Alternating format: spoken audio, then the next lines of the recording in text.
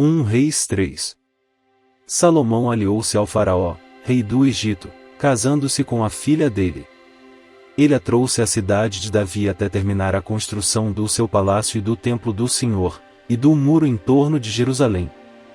O povo, porém, sacrificava nos lugares sagrados, pois ainda não tinha sido construído um templo em honra ao nome do Senhor.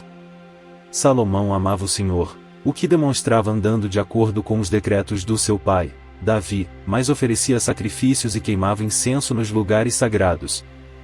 O rei Salomão foi a Gibeon para oferecer sacrifícios, pois ali ficava o principal lugar sagrado, e ofereceu naquele altar 1000 holocaustos. Em Gibeon o Senhor apareceu a Salomão num sonho, à noite, e lhe disse: Peça-me o que quiser, e eu darei a você. Salomão respondeu: Tu foste muito bondoso para com o teu servo, o meu pai, Davi, pois ele foi fiel a ti, e foi justo e reto de coração. Tu mantiveste grande bondade para com ele e lhe deste um filho que hoje se assenta no seu trono. Agora, Senhor, meu Deus, fizeste o teu servo reinar em lugar de meu pai, Davi. Mas eu não passo de um jovem e não sei o que fazer. Teu servo está aqui no meio do povo que escolheste, um povo tão grande que nem se pode contar. Dá, pois, ao teu servo um coração cheio de discernimento para governar o teu povo e capaz de distinguir entre o bem e o mal. Pois quem pode governar este teu grande povo? O pedido que Salomão fez agradou ao Senhor. Por isso Deus lhe disse: Já que você pediu isso e não uma vida longa nem riqueza, nem pediu a morte dos seus inimigos, mas discernimento para ministrar a justiça. Farei o que você pediu. Eu darei a você um coração sábio e capaz de discernir, de modo que nunca houve nem haverá ninguém como você. Também darei o que você não pediu, riquezas e fama, de forma que não haverá rei igual a você durante toda a sua vida.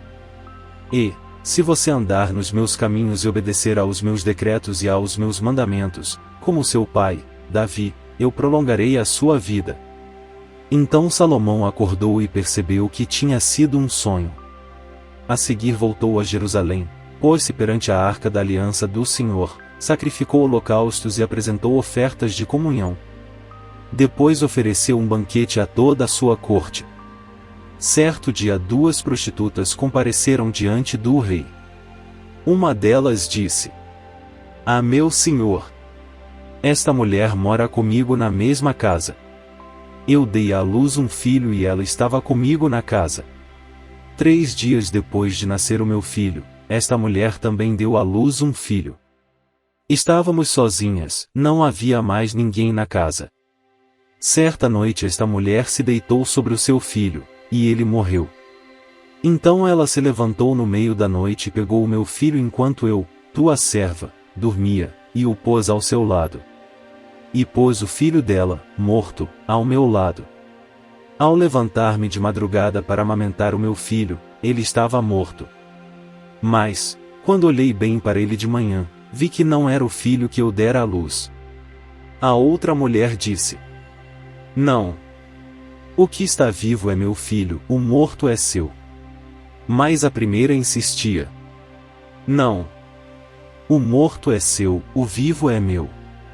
Assim elas discutiram diante do rei. O rei disse: Esta afirma: Meu filho está vivo, e o seu filho está morto, enquanto aquela diz: Não. Seu filho está morto, e o meu está vivo. Então o rei ordenou: Tragam-me uma espada. Trouxeram-lhe. Ele ordenou: Cortem a criança viva ao meio e deem metade a uma e metade à outra. A mãe do filho que estava vivo, movida pela compaixão materna, clamou: Por favor, meu senhor, dê a criança viva a ela. Não a mate. A outra, porém, disse: Não será nem minha nem sua. Cortem-na ao meio. Então o rei deu o seu veredicto: Não matem a criança. Deem-na à primeira mulher. Ela é a mãe. Quando todo Israel ouviu o veredicto do rei, passou a respeitá-lo profundamente, pois viu que a sabedoria de Deus estava nele para fazer justiça. 1 Reis 4. E assim o rei Salomão tornou-se rei sobre todo Israel. Estes foram os seus principais assessores: Azarias, filho de Zadoque, o sacerdote; Elioref e Aías, filhos de Cisa, e secretários; Josafá, filho de Ailude, arquivista real; Benaia, filho de Joiada, comandante do exército; Zadoque e Abiatar, sacerdotes; Azarias, filho de Natã, responsável pelos governadores distritais; Zabude, filho de Natã, sacerdote e conselheiro pessoal do rei; Aizar, responsável pelo palácio; Adonirão, filho de Abedeá, chefe do trabalho forçado. Salomão tinha também 12 governadores distritais em todo Israel, que forneciam provisões para o rei e para o palácio real. Cada um deles tinha que fornecer suprimentos durante um mês do ano. Estes são os seus nomes: Ben-Ur, nos montes de Efraim; Ben-Dequer, em Macais; Saalbim, Bet-Semes e Elon-Bet-Anã; Ben-Ezede, em Arubote; Socói em toda a terra de Éfer; Ben-Abinadab, em Nafote-Dor. Tafate, filha de Salomão, era sua mulher; Baaná, filho de Ailude, em Taanaque e em Migido, e em toda a Bet-Seã, próxima de Zaretã, abaixo de Jezeel, desde Bet-Seã até Abel-Meolá, indo além dos limites de Joquimião; Ben-Geder, em Ramote de Gileade nos povoados de Jair, filho de Manassés, em Gileade, bem como no distrito de Argobe, em Bazã, e em suas 60 grandes cidades muradas com trancas de bronze em suas portas; Ainadab, filho de Ido, em Manaim; Aimaás, em Naftali. Ele se casou com Basimate, filha de Salomão; Baaná, filho de Uzai, em Asser e em Bealote; Josafá, filho de Paruá, em Issacar; Simei, filho de Elá, em Benjamim; Geber, filho de Uri, em Gileade, a terra de Seom, rei dos amorreus, e de Og, rei de Bazã. Ele era o único governador desse distrito. O povo de Judá e de Israel era tão numeroso como a areia da praia, eles comiam, bebiam e eram felizes. E Salomão governava todos os reinos, desde o Eufrates até a terra dos filisteus, chegando até a fronteira do Egito. Esses reinos traziam tributos e foram submissos a Salomão durante toda a sua vida. As provisões diárias de Salomão eram 30 tonéis da melhor farinha e 60 tonéis de farinha comum, 10 cabeças de gado engordado em cocheiras, 20 de gado engordado no pasto e 100 ovelhas e bodes, bem como servos, gazelas, corças e aves escolhidas. Ele governava todos os reinos a oeste do Eufrates, desde Tifsa até Gaza, e tinha paz em todas as fronteiras. Durante a vida de Salomão, Judá e Israel viveram em segurança, cada homem debaixo da sua videira e da sua figueira, desde Dan até Berseba. Salomão possuía 4.000 cocheiras para cavalos de carros de guerra, e 12.000 cavalos. Todo mês um dos governadores distritais fornecia provisões ao rei Salomão e a todos os que vinham participar de sua mesa. Cuidavam para que não faltasse nada.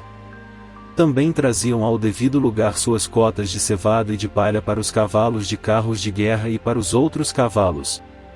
Deus deu a Salomão sabedoria, discernimento extraordinário e uma abrangência de conhecimento tão imensurável quanto a areia do mar. A sabedoria de Salomão era maior do que a de todos os homens do Oriente, do que toda a sabedoria do Egito. Ele era mais sábio do que qualquer outro homem, mais do que o Ezraíta Etã, mais sábio do que Emã, Calcol e Darda, filhos de Maú. Sua fama espalhou-se por todas as nações em redor. Ele compôs 3.000 provérbios, e os seus cânticos chegaram a 1.005. Descreveu as plantas, desde o cedro do Líbano até o isopo que brota nos muros.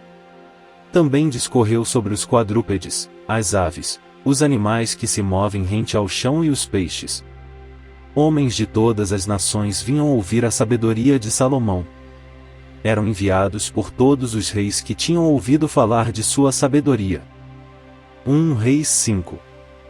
Quando Hirão, rei de Tiro, soube que Salomão tinha sido ungido rei, mandou os seus conselheiros a Salomão, pois sempre tinha sido amigo leal de Davi. Salomão enviou esta mensagem a Hirão: Tu bem sabes que foi por causa das guerras travadas de todos os lados contra meu pai, Davi, que ele não pôde construir um templo em honra ao nome do Senhor, o seu Deus, até que o Senhor pusesse os seus inimigos debaixo dos seus pés. Mas agora o Senhor, o meu Deus, concedeu-me paz em todas as fronteiras, e não tenho que enfrentar nem inimigos nem calamidades. Pretendo, por isso, construir um templo em honra ao nome do Senhor, o meu Deus, conforme o Senhor disse a meu pai, Davi. O seu filho, a quem colocarei no trono em seu lugar, construirá o templo em honra ao meu nome. Agora te peço que ordenes que cortem para mim cedros do Líbano. Os meus servos trabalharão com os teus, e eu pagarei a teus servos o salário que determinares. Sabes que não há entre nós ninguém tão hábil em cortar árvores quanto os sidonios. Hirão ficou muito alegre quando ouviu a mensagem de Salomão e exclamou: Bendito seja o Senhor, pois deu a Davi um filho sábio para governar essa grande nação. E Hirão respondeu a Salomão: Recebi a mensagem que me enviaste e atenderei ao teu pedido, enviando-te madeira de cedro e de pinho. Meus servos levarão a madeira do Líbano até o mar, e eu a farei flutuar em jangadas até o lugar que me indicares. Ali eu a deixarei e tu poderás levá-la. E, em troca, fornecerás alimento para minha corte. Assim Hirão se tornou fornecedor de toda a madeira de cedro e de pinho que Salomão desejava. E Salomão deu a Hirão 20.000 tonéis de trigo para suprir de mantimento a sua corte, além de 20.000 tonéis de azeite de oliva puro. Era o que Salomão dava anualmente a Hirão. O Senhor deu sabedoria a Salomão, como lhe havia prometido. Houve paz entre Hirão e Salomão, e os dois fizeram um tratado. O rei Salomão arregimentou 30.000 trabalhadores de todo Israel. Ele os mandou para o Líbano em grupos de 10.000 por mês, e eles se revezavam. Passavam um mês no Líbano e 2 em casa. Adonirão chefiava o trabalho. Salomão tinha 70.000 carregadores e 80.000 cortadores de pedra nas colinas. E 3.300 capatazes que supervisionavam o trabalho e comandavam os operários. Por ordem do rei retiravam da pedreira grandes blocos de pedra de ótima qualidade para servirem de alicerce de pedras lavradas para o templo. Os construtores de Salomão e de Hirão e os homens de Gebal cortavam e preparavam a madeira e as pedras para a construção do templo.